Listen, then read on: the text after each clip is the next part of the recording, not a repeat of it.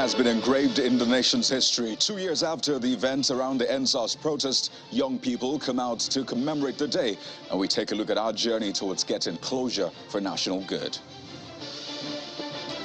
The huge task of meeting the aspirations of Nigerians lies before the candidates running for the #1 job in the country, and we take a look at the Labour Party's solutions to the challenges and how it plans to convince Nigerians.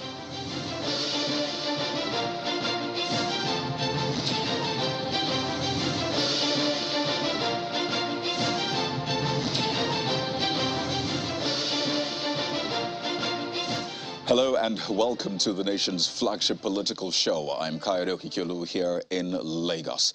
Well, it's been 2 years since a string of events that have impacted the nation in so many ways, shaping governance, citizen participation, and even political conversations. NSAS will remain in the nation's history books and in the hearts of a lot of Nigerians as a watershed in our journey. But 2 years after, how far have we come as a nation? Well, earlier today, young people were out to commemorate the day in Lagos State, but not without some resistance from the police at the Lekki Tollgate landmark, which was the rallying point for the protest 2 years ago.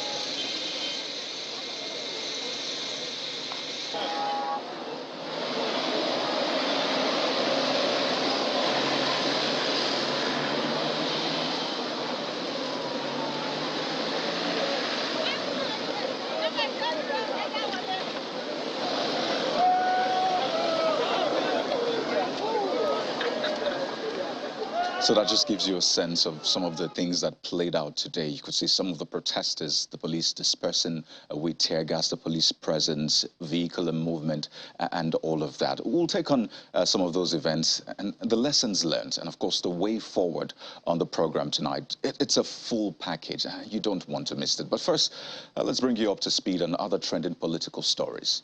Here's a political roundup. The Independent National Electoral Commission (INEC) is promising to strengthen the capacity of persons with disabilities to participate in the 2023 general elections.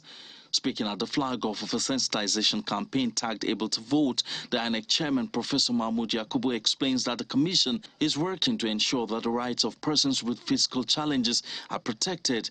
The campaign, which will be taken across 6 geopolitical zones of the country, is an initiative of the Albino Foundation, and it aims at educating persons with physical challenges in the grassroots on the need to participate in the electoral processes. The introduction of the assistive devices such as the Braille ballot guide, magnifying glasses, and posters for the deaf were all products of our engagement with the disability community.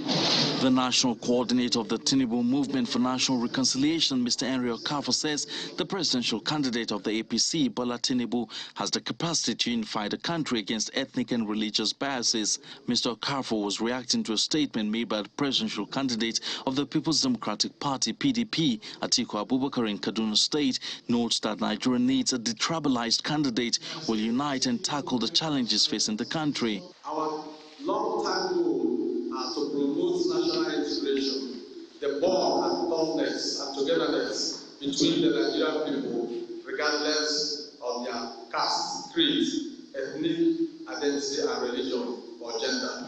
The League of Women Voters in Nigeria is asking political parties and their presidential candidates to allocate at least 35% of the positions in their campaign councils to women. Speaking at a news conference in Abuja, the League insists that gender equity in Nigeria's political structure remains a major issue, despite repeated calls and efforts to address the situation. The group says they are keeping track of all campaign promises to women by the political parties and their candidates and will hold them accountable for their promises after the elections in 2023. We are also asking the women to read through campaign documents and be sure that they vote for only those candidates who are willing to include women. Former leader of the Senate, Senator Victor Ndoma Egba, is urging youths to take control of the affairs of the nation by participating in the 2023 general elections. Addressing members of the APC Integrity Group in Abuja, the former lawmaker says he's confident that the 2023 general elections will be free and fair with the introduction of technology by the Independent National Electoral Commission, INEC. Senator Egba urges the youths to go to their wards and mobilize supporters for the party and all its candidates. The real wealth of a nation is not in minerals or in oil or in that. The real wealth of a nation is in its young people, the young men and the young women. The Southeast Caucus in the Senate has urged the federal government to obey the appeal court ruling, which ordered the immediate release of the leader of the indigenous people of Biafra, IPOB, Mazi Nnamdi Kanu. The caucus, in a statement released on Thursday, is also advising the federal government against appealing the ruling at the Supreme Court, but rather asked the presidency to utilize the opportunity presented by the appeal court ruling and consider a political solution to solve the lingering problems in the interest of the country's unity and peaceful coexistence of Nigerians. Accordingly, the caucus is appealing to President Buhari to remember the promise he made to a delegation of elders of Igbo land some time ago and release Nnamdi Kanu, especially now that the appeal court has removed the burden of interference from him. Let's adopt political solution to it. When the Ohaneze visited Mr. President, he said he never wanted to interfere with a matter that is in court.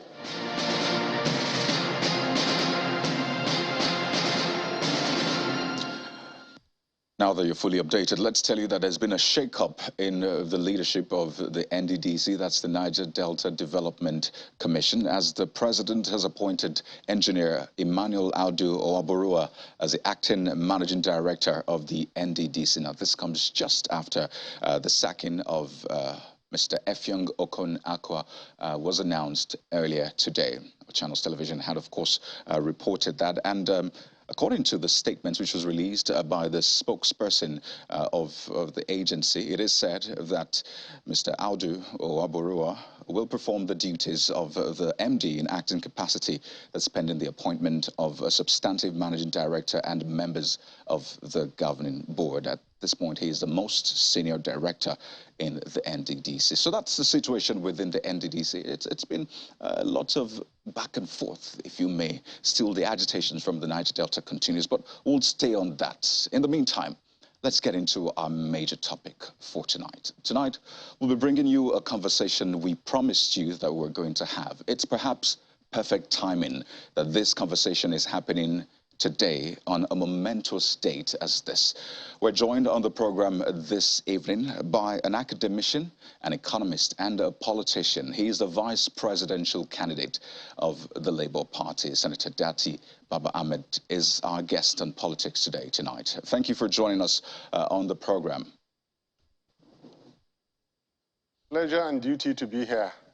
Well, it's been a long time coming, really, this conversation. And I'd like us to start from the big event of today, the EndSARS commemoration. It's been 2 years after that infamous date. And for you, your principal, the presidential candidate, your party, and generally the candidacy, what does the EndSARS protests, the aftermath, the agitations, all that surrounds it, what does it mean to you?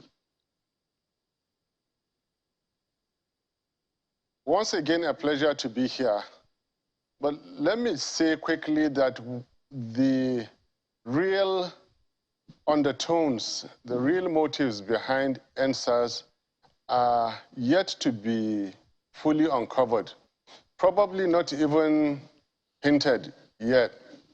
It may not be possible in this era to really know what EndSARS was and what really was behind it. Many times, people have taken the surface and worked with it. I am one of those who would really like to get to the root, behind the roots, whatever motives were there, those individuals, the political underpinnings to what gave rise to EndSARS is what I would like to know. Having told you that we have just been dealing with the surface, it is symbolic to know and appreciate ourselves as Nigerians that we have fellow citizens who can stand up and fight for their rights. I have always said that democracy belongs to those who can practice it. Democratic dividends belong to those who can claim it. And civil liberties belong to those who can take it. NSAS was an indication that Nigerians could do this. It was a time to be sharing pride of nationhood. That's much said about what the surface has shown. I look forward to a couple of, maybe 1 year or a little over, to really know what happened during SARS. SARS was not really the biggest problem at that point in time. There could have been end bad governance, right, which would have been bigger than SARS and would have seen people like me go all the way to Lagos probably to join. There could have been end corruption. There could have been end bigotry. There could have been end insecurity, end the falling naira. Even in the security, SARS was a sub of an aspect. But like I say, in general, it was a time, now today is still a time to be proud we have Nigerians who can demand their rights. Right. I mean, you believe that perhaps there's an undertone that is still yet to be uncovered. But for people who saw the events, some who were part of it, they'll say this was essentially young people, young Nigerians who wanted to take their future in their hands, put an end to police brutality, you know, get justice for incidents that happened in the past, and ensure that generally, as you said, we'll get good governance in that area. But now, particularly for what occurred on this day 2 years ago at the Lekki toll gate, it remains a major point of controversy till date. And you even said that you'd like to get to the root of it. But I'd like to know particularly, do you align with those who describe the events of that night and they strongly believe that it was a massacre?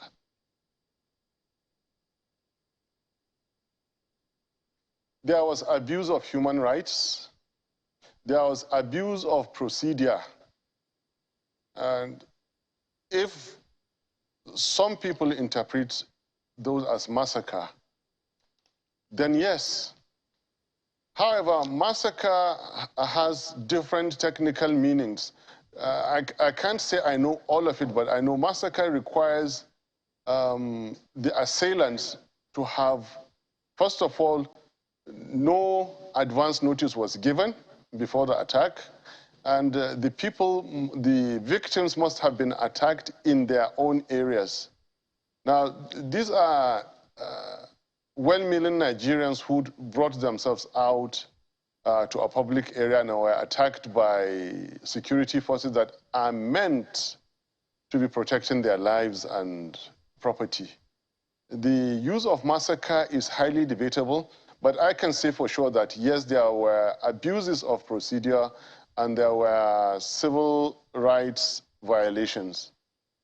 Right. So your party has benefited largely from that NSAS movement, it would seem. Would you be doing anything to remedy the grouse of a lot of young people against the government on the incident of that night, the aftermath, youth restiveness, questions of unemployment? If your party is voted into power, would you be doing anything to remedy that? I see that you probably didn't get part of what I said. Problem, please. Right, but can you hear me now, Senator?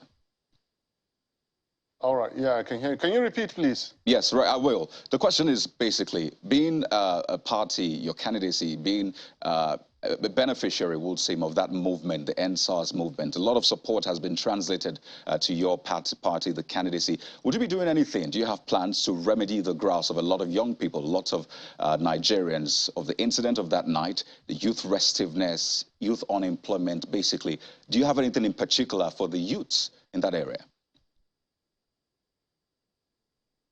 It is a very heavy statement to make, saying that our party, Labour Party, is a beneficiary of NSAS.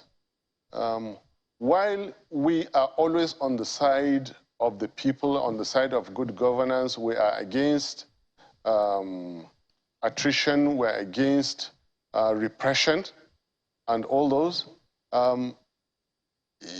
You may be more correct to put it in another way. We're not direct beneficiaries of NSAS. We never wanted NSAS to happen. We never wanted any Nigerian whatsoever to be attacked, and accordingly cannot really say and be happy that we are direct beneficiaries. No, okay, so let me perhaps rephrase and reiterate what I said. No, let me finish. Let me finish my question. The question you asked. Okay, we benefit from a peaceful Nigeria. That is what we benefit from. We benefit from progress and development. That's what we benefit from. We are, the second part of your question, definitely we are about correcting all the mistakes of bad governance.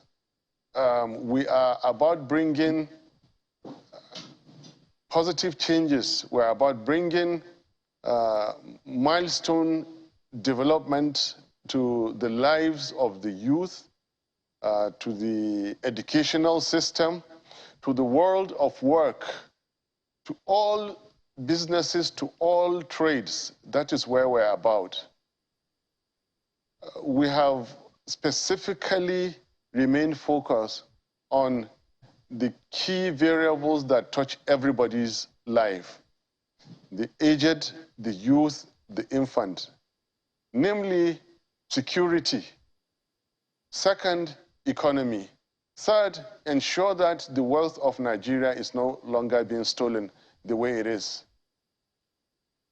Then we have gone sectorally to specify that we're going to improve education, improve skills of our youth, make sure they graduate with skills. Those who don't graduate have skills even from secondary schools.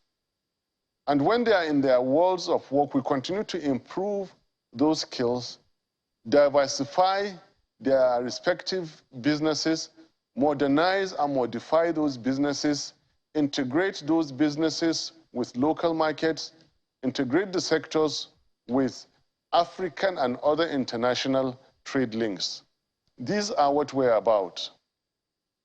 Right. So the question was particularly about the End SARS movement, and it's clear that a good number of supporters of the Labour Party were actively involved in the End SARS movement, calling for an end to police brutality. I mean, it was evident just recently when General Enenche's name was involved or included in the campaign council. A lot of people said, no, it shouldn't be there because of some of the statements he made regarding the End SARS protests at that time, clearly showing that, yes, a lot of people who were involved in the movement are supporters of Labour Party, or do you think that is not right?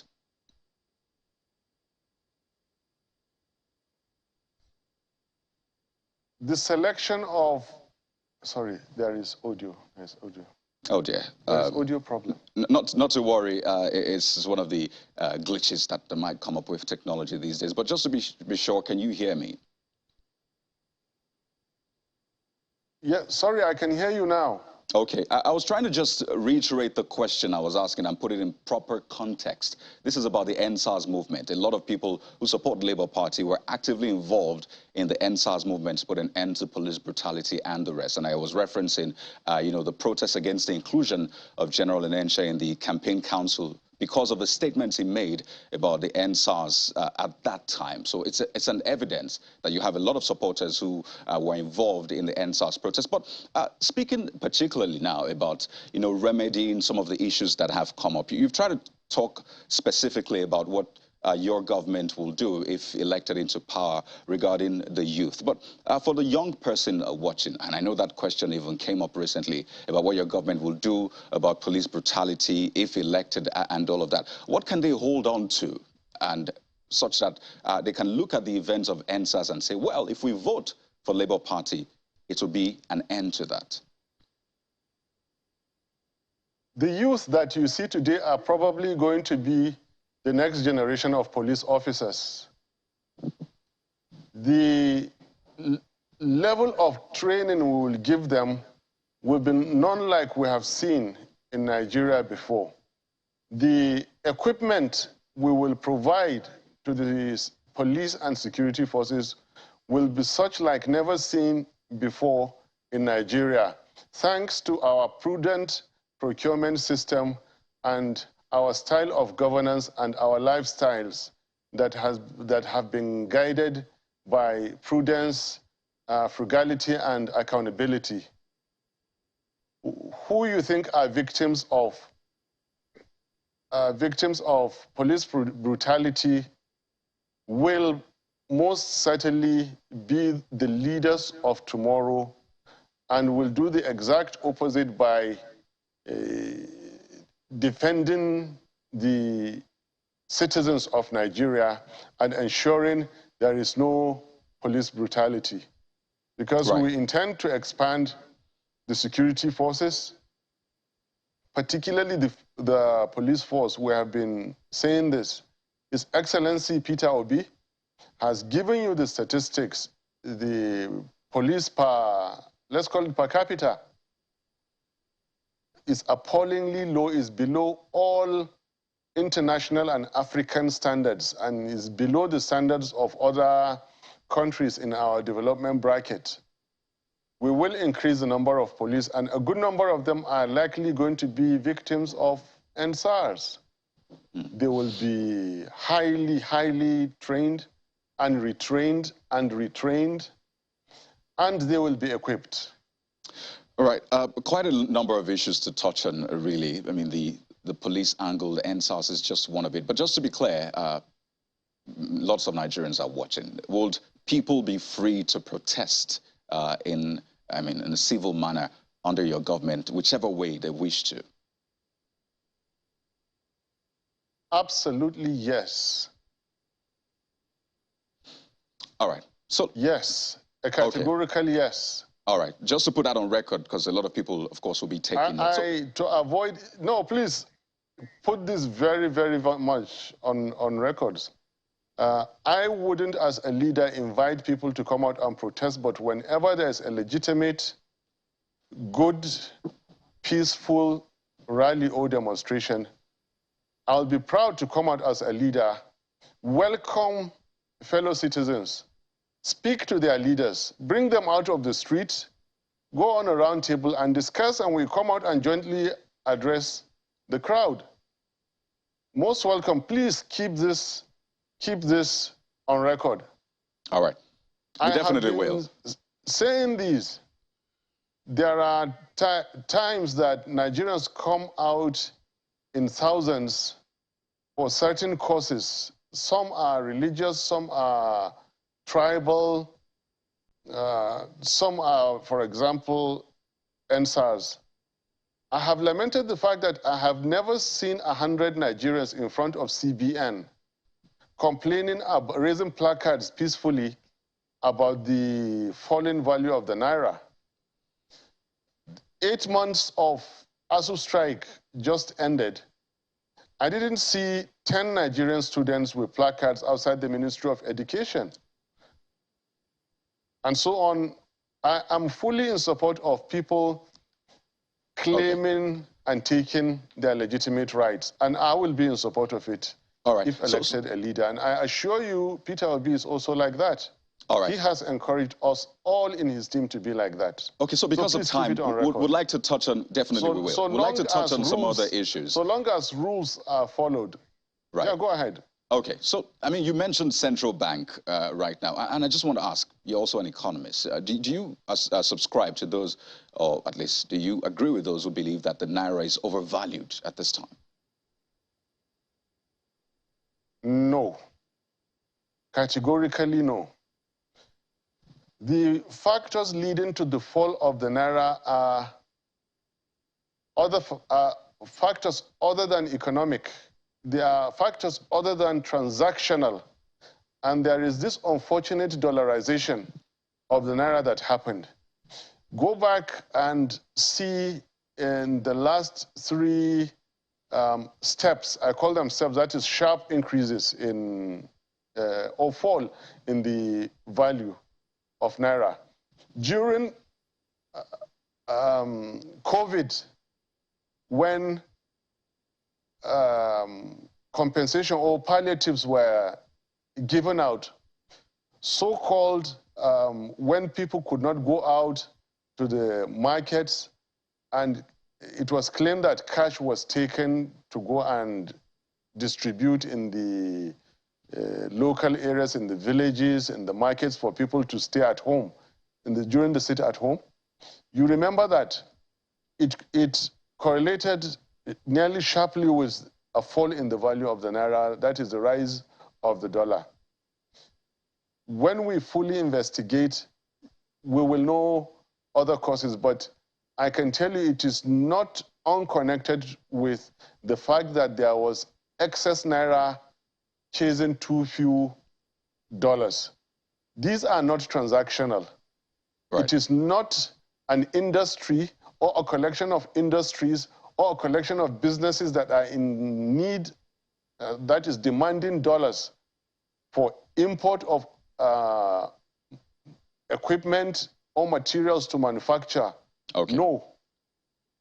The next round of it was also non-transactional. Each time government doles out money, careless and reckless printing of naira to meet budget deficits allows excess naira in the economy that also chases the dollar. So I do not believe the naira is overvalued.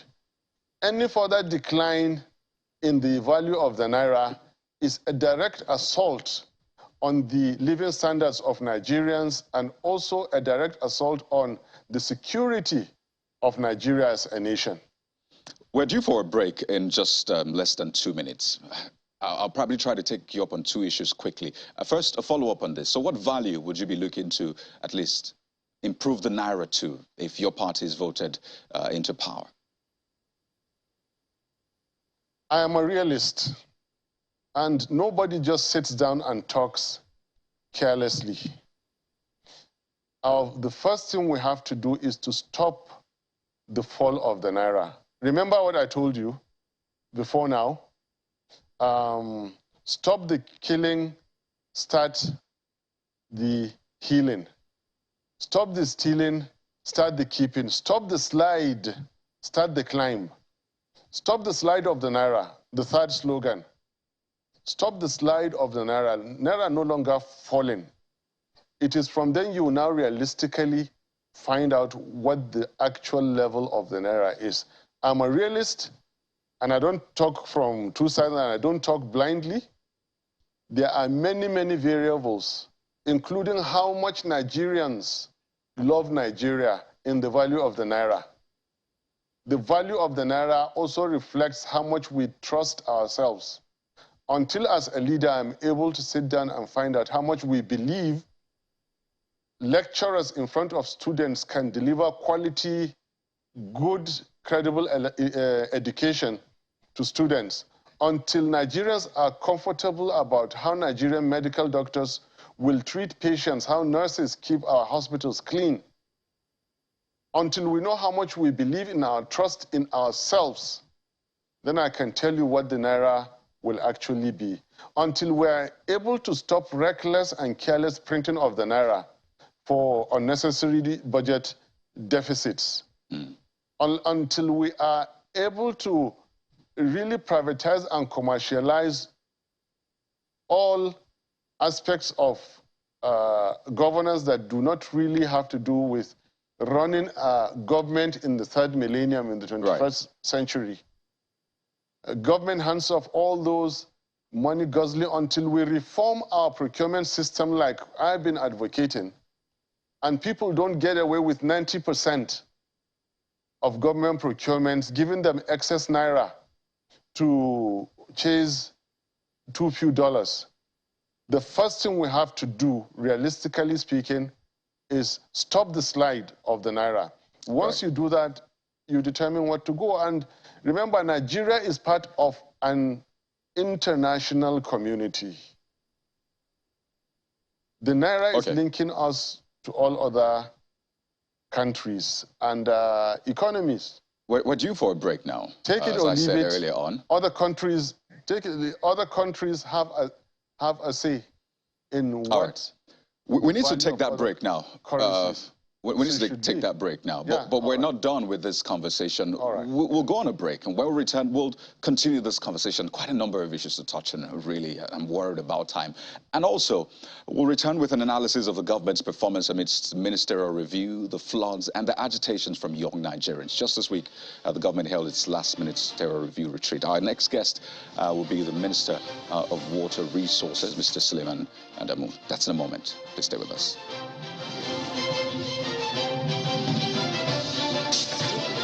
Welcome back to the program. Let's wind down on this conversation, quite an interesting one, with the vice presidential candidate of the Labour Party, Senator Yusuf Datti Baba-Ahmed. He joins us live from our Abuja studio. Thank you so much for staying with us, Senator. I just want to touch on the flood issue, because the presidential candidate of your party said, well, campaigns are on hold. Just to confirm, are campaigns indeed on hold, and how long will this hold be for?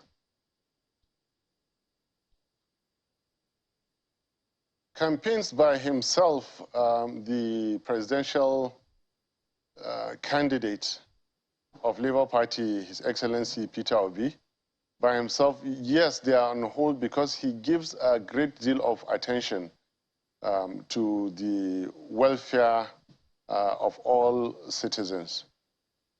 As regards other organs of the campaign, they are at work, so to say, preparing other things, but rallies have held on until His Excellency Governor Peter Obi is satisfied that he has satisfactorily gone around the affected areas and given us further instructions. All right. I would have to end the conversation at this point, but I do hope that we'll be continuing this in the days to come. I hope I can get your commitment on that. I'm at your service. Well, music to my ears. Well, I would like to thank you so much, Senator Yusuf Datti Baba-Ahmed, the vice presidential candidate of the Labour Party. Thank you so much for your time. Clearly, this is an ongoing conversation, and I look forward to doing this again with you. Thank you again. My pleasure and duty. All right, so let's switch gears now. Just this week, the government held its last ministerial review retreat with a look at the 9 priority areas. But what a lot of Nigerians will easily use to judge this government is naturally their current reality. Take, for example, those displaced as a result of the floods. Could the government have done more at various levels? Well, tonight we'll be speaking with a man who knows well, but what exactly is going on with the floods in this government? He's a minister. The Minister of Water Resources joins us tonight from Abuja. Mr. Suleiman Adamu is our next guest. Thank you so much, Honorable Minister, for joining us on Politics Today. Thank you. Good evening. Well, just before we talk about the floods, I recall that around this time, 2 years ago, incidentally, you were on this program and you were discussing the EndSARS protests and the aftermath.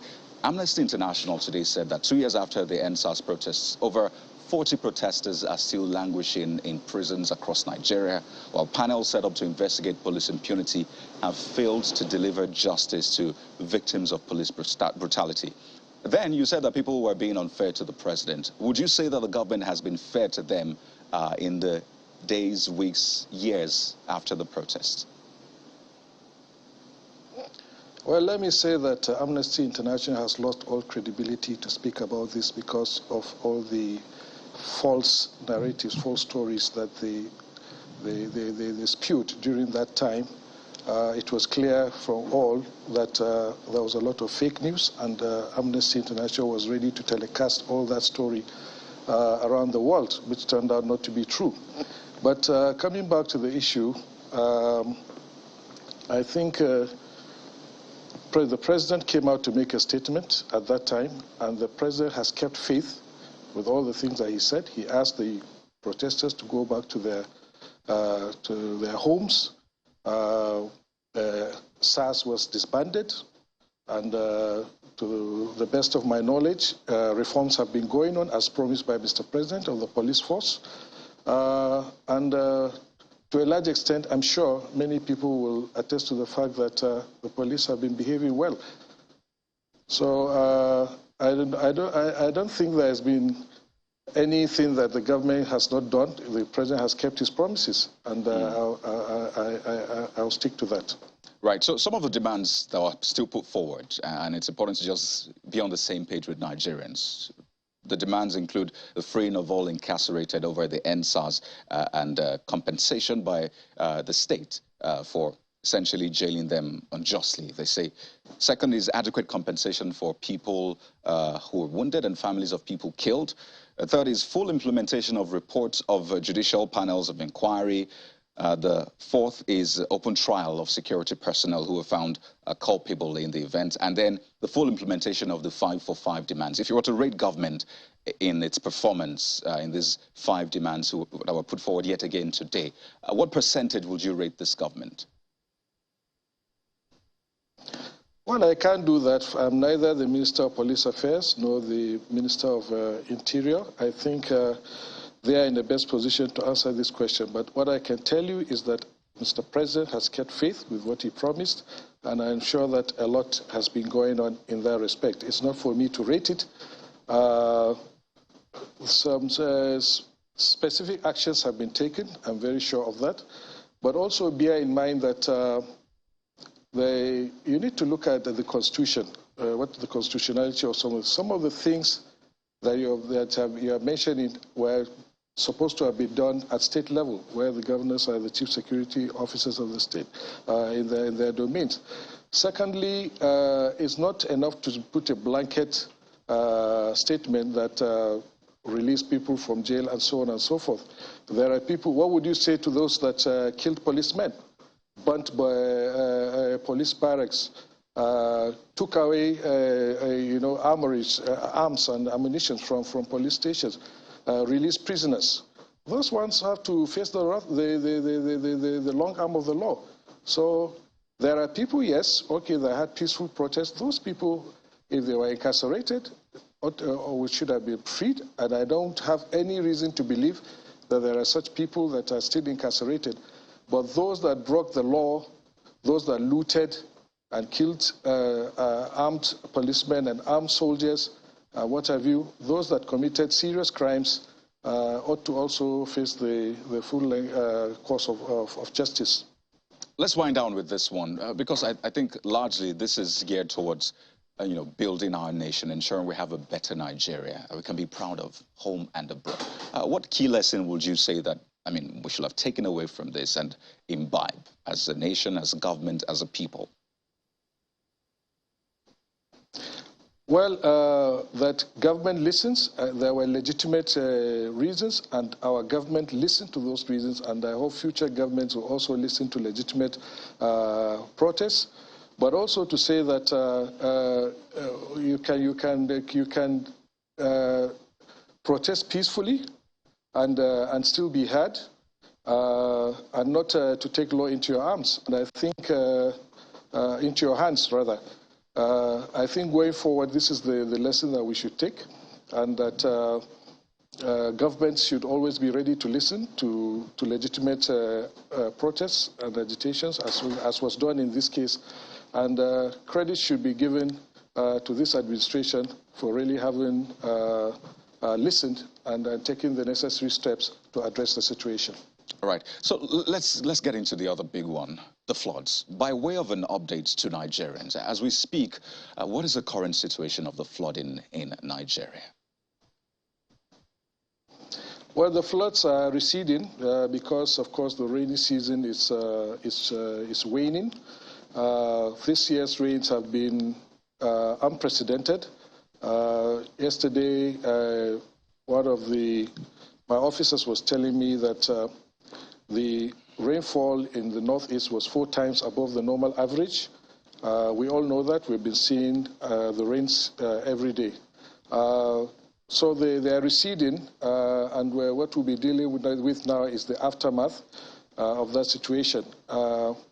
Like I said, the rains have been unprecedented.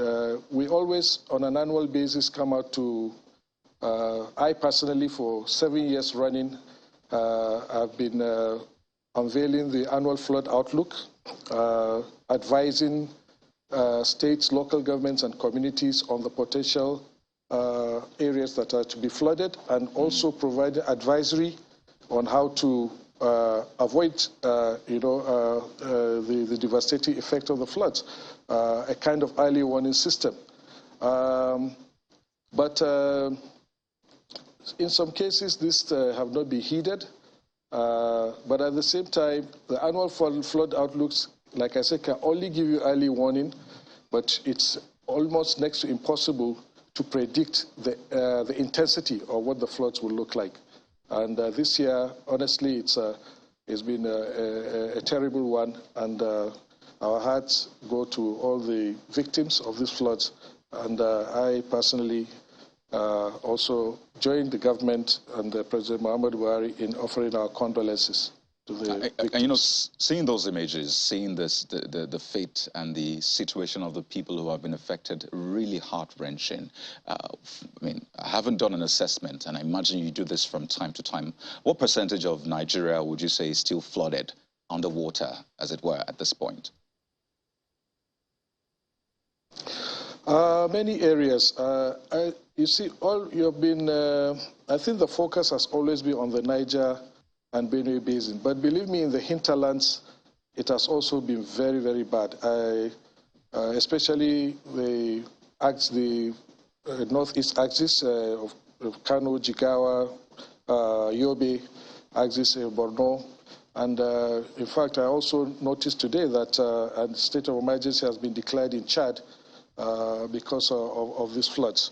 So it's been everywhere. The most heart-wrenching thing, apart from the loss of lives and property, is also the fact that many farmlands have been submerged, right, and infrastructure damage. Roads have been cut off, and so on and so forth. So it's basically the entire country that has been affected. Okay, so if you were to put a figure to it, would you say maybe 50% of the country flooded, 60%? We are doing an assessment. We are doing an assessment jointly between my ministry and the Ministry of Humanitarian Affairs, Disaster Management and Social Development, as well as the Ministry of Health, to deal with the health component. So by the end of this week, I'm sure we'll have a full picture of a combination of the situation. But we have satellite maps to help us determine the extent, but we need our data to be correlated and synchronized between the various, including the National Emergency Management Agency. So we need to put all this together so that we have one comprehensive report to be able to tell you exactly what is the situation. Well, but Honorable Minister, I'm sure a substantial part of the country has been inundated. This loss, this flooding, Honorable Minister, the flooding, the loss of lives and property, the displacement of people, for you, is it simply a natural disaster or lack of proper planning? The floods, it's a combination of many things. First and foremost, of course there's natural disaster, like earthquake and other things. Everybody must accept that there's certain things. There's an act of God, but there's also a human aspect to it. For instance, one particular thing I would say is that for hundreds of years, or well, decades, let me not exaggerate, we have been bastardizing our watersheds. We've been deforesting our lands. We have been degrading the soil. That is one aspect. Secondly, many Nigerians just refuse to be law-abiding. They build on water courses. They block drains and water channels.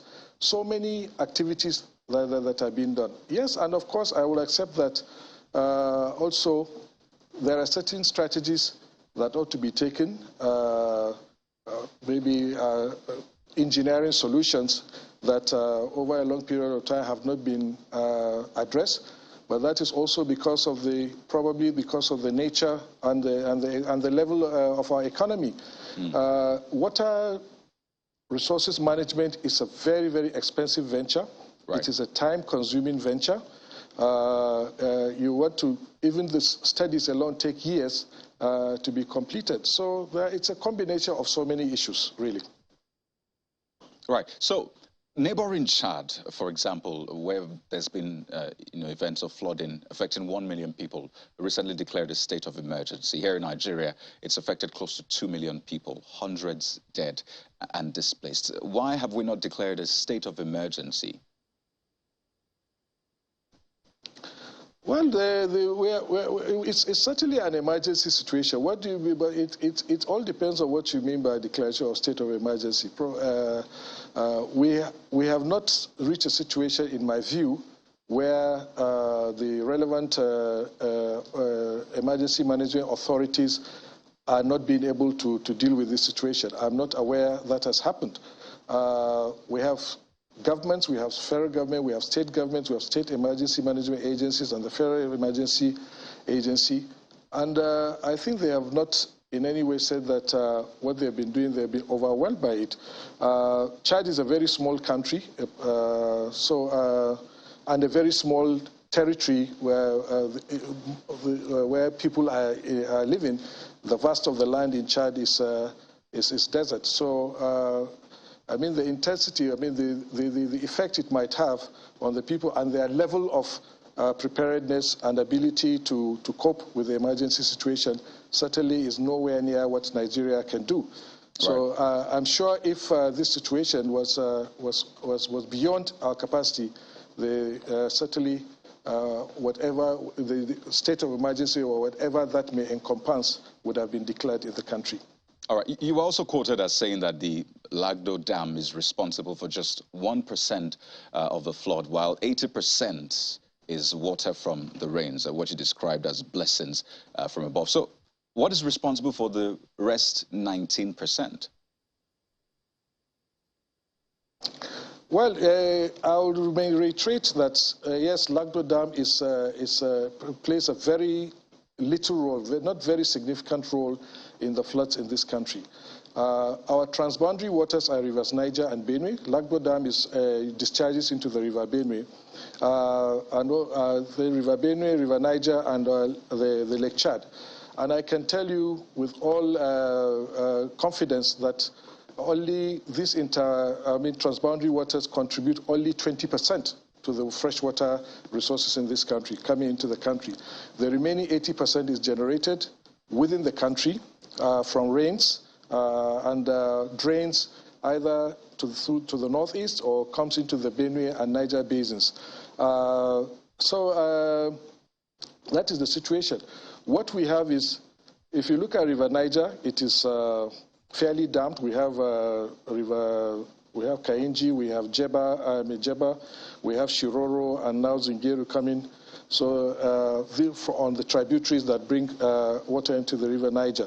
But on the Benue axis, I think apart from River Gongola that has two dams, Dadinkoa and Kiri Dam, and until recently also the Kashimbila Dam, which we completed in 2017, the tributaries, there are so many tributaries of the River Benue coming from the Benue, from the Mambila Highlands that need to be harnessed as well. Yes, and dams, yes, can check flood for a little, but when rains like the ones we have this year are so unprecedented, it reaches a point, once the dam reaches its full supply level, you also have to release the water to drain back into the rivers. So it can be a temporary solution, but at the end of the day, I think the most important thing is that we need to check our watersheds. We need to do land management effectively so that we can restore our soil and reduce the degradation. Because primarily what is happening, in addition to the absence of those dams on River Benue axis, is the fact that our rivers are silted up because of erosion, and their carrying capacity to take runoff across the country has been completely lost. Besides that, we need to look also at our town planning rules. Also we need to abide by our town planning regulations. All right. So as we wind down, there are fears about whether or not this is the worst of it. There talks about the Oyon Dam, for example, that feeds into Ogun and River. People wondering, is there something coming up in that area? Some say, well, this is global warming, essentially. It's climate change. I mean, expect it, all of that. So let's wind down with this. What is the direction for the government now to ensure that this is the worst that we'll see, and this perhaps will be the last of it? I'm afraid to say that we cannot predict that this is the worst flood that worst rainfall that we can get. Climate change and nature works in mysterious ways. But what we need to do is to continue to be alert. We'll continue to give early warning systems. But in the long run, there are some long-term solutions, or no, I wouldn't say solutions, but measures that can alleviate some of this problem, especially on the rivers Niger and Benue. We are working, trying to develop a water resource, a master plan for rivers Niger and Benue that would involve what we call in engineering river training, right. That can alleviate some of the flood. But this is a long-term measure. The study alone will take at least minimum of 3 years. And we're already working on that. We've been working on that since I came into office. Well, we have to wind down at this point. Lots of worries for a lot of Nigerians who are affected by this. But clearly, it's an ongoing conversation, and we do hope to get more views from you as to the updates in the coming days. But I would like to thank you so much, the Honorable Minister of Water Resources, Mr. Suleiman Adamu, for your time on the program tonight. Thank you, and have a good evening. You too. Well, our hearts go out to all of those who have been affected or have lost loved ones, property as a result of this floods. But we'll stay on it to ensure that we at least make right by our people. That's been the package for tonight. I'm Kayode Okikulu. Goodbye.